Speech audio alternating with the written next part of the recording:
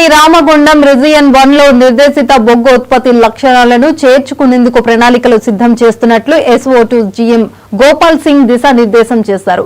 పెద్దపల్లి జిల్లా Ramagundam region 1 GM కార్యాలయంలో ఆయన మీడియాతో మాట్లాడారు. 24/25 ఆర్థిక సంవత్సరం సింగరేణి వ్యాప్తంగా 72 మిలియన్ టన్నుల ఉత్పత్తి సాధిస్తాం.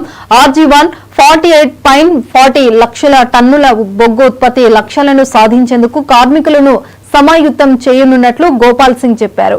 CMD బలరాం నాయక్ ఆదేశాల మేరకు RG1 GM లలిత్ కుమార్ సారథ్యంలో డిసెంబర్ 23న సింగరేణి ఆవిర్భావ దినోత్సవ వేడుకలను ఘనంగా నిర్వహిస్తామని అన్నారు.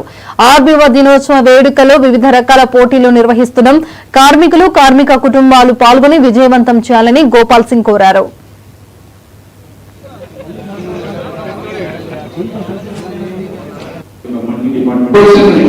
ఈ టైంకి మనం ఇక్కడ ఎట్లా ఉన్నాము, ప్లస్ మన దగ్గర ఉన్న సవాలు ఏంటి, నెక్స్ట్ మన టార్గెట్ ఏంటి, మన టార్గెట్ ఫుల్ఫిల్ చేయాలంటే ఎట్లా మన టార్గెట్ చేయాలంటే మనం ఏం చర్యలు తీసుకోవాలి.